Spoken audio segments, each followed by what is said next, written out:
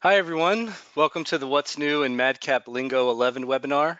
My name is Mike McDermott, and I am the Director of Language Services at MadTranslations, the Translation Services Division of MadCap Software. We're heavy Lingo users ourselves, and we're very excited to share with you the new features today. I'm joined by my colleague, Jorgeo Catolico, who's going to be walking us through the webinar and showing us some of the features. Before we get started, just a couple quick housekeeping items. We're going to be emailing the recording to everyone that's registered for the webinar, so keep an eye out for that email following the webinar. This webinar is likely not going to take the full hour, but we will be holding a Q&A session at the end, so feel free to ask any questions about Lingo and or MadTranslations or just translation in general in the question panel below or in the GoToWebinar interface throughout the webinar. Okay, Jorgeo, let's jump in and go over the new features. All right, so we'll start this webinar off with a quick overview of what Lingo is first, and then we'll talk about what's new in Lingo 11.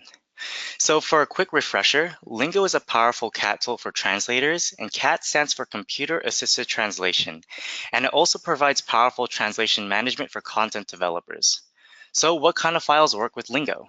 Lingo natively works with Flare projects, Data, Word, Excel, FrameMaker, PowerPoint, HTML, ResX, Doc2Help, and many other files. Now, one of the big workflows that's designed within Lingo is the ability to package and import any of these files that you will be translating. We make it easy for you as an author or a translator to work with a language server provider that uses any other translation tool in the market because we follow the open standard for translation, which is XLIF.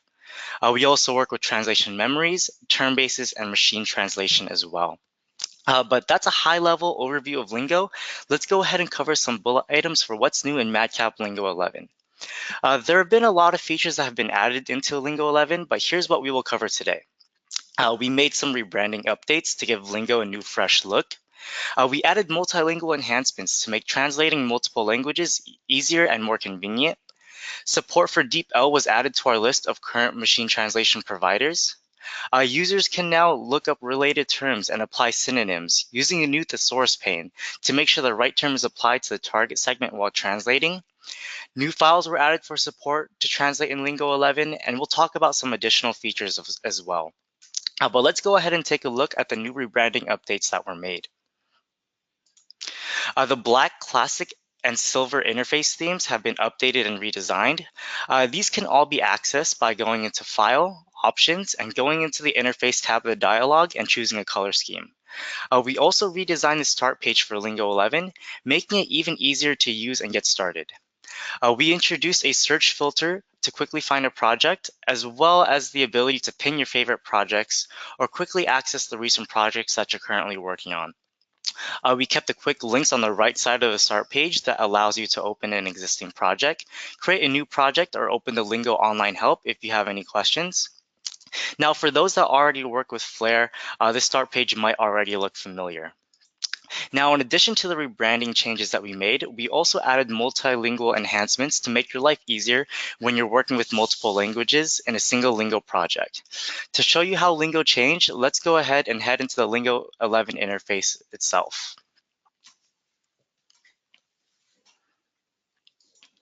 Now, Lingo allows you to add as many languages as you like to your projects to create multilingual projects.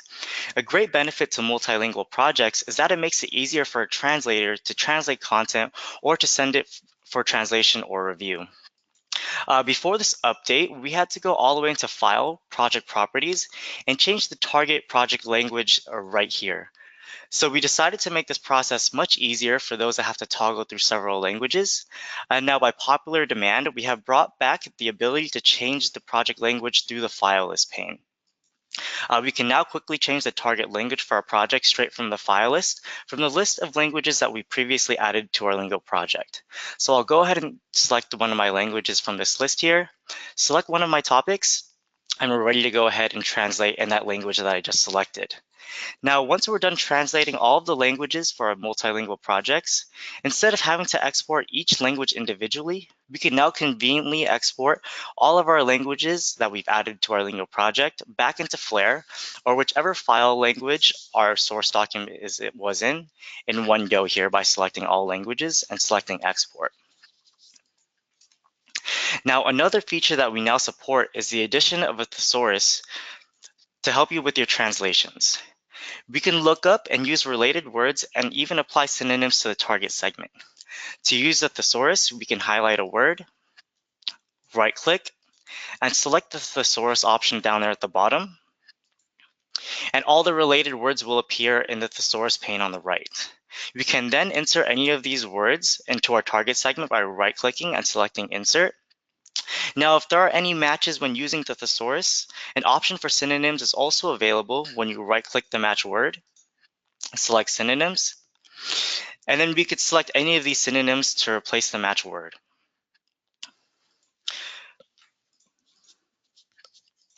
We have also made an addition to the list of current machine translation providers that we have. Now, machine translation is a translation of text by a computer or translation program. A benefit of this is that it allows translators to translate a large amount of content quickly and then make any necessary updates to the translation on a case-by-case basis. So if I go to my resources and select Choose MT, it'll bring up all the machine translation providers that we currently have. Now, to go along with the current integration of Google Cloud, Microsoft Translator, My Memory, we have added another very popular option, DeepL machine translation. Now, once you obtain credentials to use DeepL, the languages that are supported in this new machine translation provider includes English, French, German, Spanish, Portuguese, Italian, Dutch, Polish, and Russian.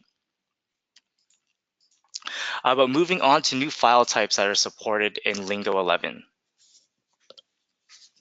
Now, for those coming over from FrameMaker, we have added FrameMaker 2019 project files as files that you can translate.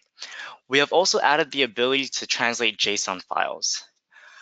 For SVG images, you do not have to replace the whole image with a new localized image file, as text within the text tags of SVG images can now be translated. And one of the newer file types that we introduced into the MadCap world is microcontent files. So microcontent was introduced into Flare in Flare 2019. And for those that are new to this term, microcontent is short, concise information that's easily consumable and can stand alone. In Flare, it is the creation of a collection of phrases and responses such as questions and answers. After generating HTML5 outputs, these phrases and responses can be used in different ways as users interact with your output. Flare currently features this in our outputs in the search results. Here we have an example of what microcontent would look like when it's implemented into a Flare HTML5 output, as it appears along with your search results.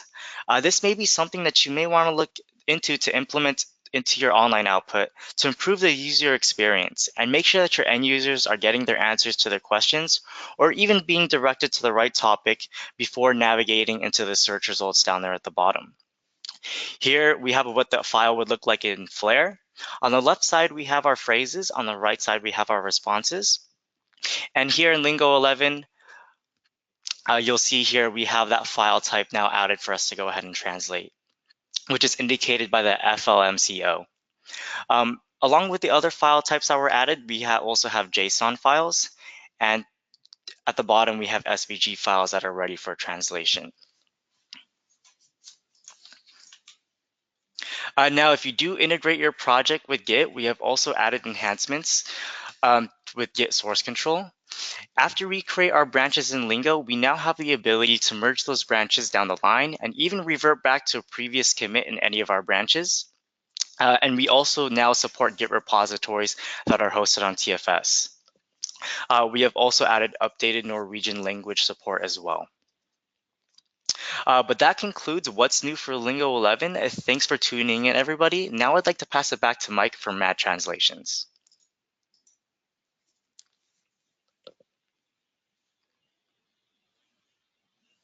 Hi, everybody. Thank you for that, Geo. I mentioned a little bit about MadTranslations at the beginning of the webinar. Mentioned that it was a division of MadCap Software offering translation services. MadTranslations is a full service language services provider. We're ISO 9001 and ISO 17100 certified. The majority of the projects we do are centered around technical content types. As you can imagine, we are heavy users of Flare and Lingo, but we also support many other content and file types outside of Flare and Lingo. I would say the majority of our projects are usually related to a product translation of UI, strings, and any supporting materials from documentation to training to marketing materials, primarily around technical products. If you have any questions about MadTranslations, or if you would like to receive a translation quote for your next project, feel free to contact us at sales@madtranslations.com, and we would be happy to put a quote together for you or answer any questions you have. Gio, if you can go to the next slide, we can talk a little bit about MadWorld, upcoming MadWorld. As a reminder, we're going to be hosting MadWorld 2019 Dublin on October 8th through 11th. This is a great opportunity to connect with other Flare users and meet some of our staff as well. We will have a hospitality lounge that will be staffed by our technical support team. So if you have questions, you're welcome to bring your project in, sit down with our team, and discuss any questions or issues you're running into in Flare or Lingo or any of our products for that matter. Gio and I will be attending as well, so we hope to meet some of you there. The final discount is going to be expiring August 31st, and that's going to save up to $400 for the conference and workshop registration. So please keep that in mind if you are planning to attend. So with that said, we'll go ahead and jump into the questions. First question, does MadTranslations only translate Flare and Lingo projects? The answer is no. While we started the company to offer translation services to our Flare and Lingo users to give them a place to go where the translators have familiarity with the authoring and translation tools they're working in, and also just expertise in technical content in general. With that said, we handle many other file types outside of Flare and Lingo, so we are not limited to Flare and Lingo. Are there any issues in continuing to work with older projects in the new Lingo version? Jorgeo, I'll defer to you on that question. I don't believe so, but Oh, right. Yeah, there are no issues when you go ahead and migrate over to a newer version of Lingo. Okay, and we have one more. What is the difference / benefits of using micro content versus snippets? This sounds more of a Flare question, but Jorgeo, would you like to answer that one? Yeah, sure. So micro content can actually use snippets. Snippets can be used as a response. However, like I showed earlier, micro content is going to be something that goes along with your search results to improve your online output. Now, in those phrases can include topics, snippets, or even phrases that are specific to that micro content. Or responses that include topics and snippets, and you could even make responses that are specific to that micro content question. Thank you, Gio. We have another question coming in. We currently use MadTranslations for our Flare projects and for UI strings, but we do not use Lingo. Would there be an advantage for me to also work in Lingo? Not really. The reason for that being is when we receive Flare projects, we prepare Lingo projects on our end to get everything ready for translation and then use Lingo to build the translated projects ourselves. And as part of the deliverable back to the customer, we typically include a Lingo project or make the Lingo project available upon request. So it enables the Flare user to, gives them the ability to just send over a Flare project, reap all the benefits of Lingo in terms of the translation memory and the reuse, the updating the projects, etc. But since that is being handled on our end, we make that available so that the customer has all the assets necessary to continue their translation operation with or without MadTranslations. But in the course of the projects, in preparing Flare projects to work with MadTranslations, there really isn't an advantage to use it on the customer end. I would recommend it more if you're working with a translation agency that is not familiar with Flare or Lingo, or not willing to get familiar with Flare or Lingo, to use Lingo on the customer side to basically prepare the files and put them into a format that most any translator is going to be familiar with, that being the XLIF file format. Okay, let's see if we have any more. What languages are supported? In Lingo, there's when you select the languages, it'll show you all of the languages that are supported. It would be too many to list out here, but when we send out the answers, we can link to a help article that likely has those details in it. But most of your languages that you're going to come across will be supported. I imagine we could probably come up with a few that aren't rare languages that we don't get requests for very often, but we will send those details out as well. So can you control the way different file types are parsed in Lingo? Gio, would you like to address that one? I think she's speaking about maybe file filters. Yeah, you could go ahead and choose which files you want to translate based on the file type. I hope that answers your question. Control the files. You could also set some filters as well based on the target that you have from your Flare project as well. This could also be set when you go ahead and send your files out for translations, or if you're doing the translations right there in Lingo. Thank you, Gio.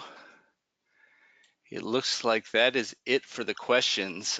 If any other questions come up, like I said, feel free to email us at sales@madtranslations.com, and we're happy to answer any Lingo questions you have or translation questions in general. As I mentioned before, the recording will be emailed following the webinar, so keep an eye out for that. But with that said, that looks like all the questions we have for today. So I wanted to thank everyone for joining us, and we hope to see you at MadWorld.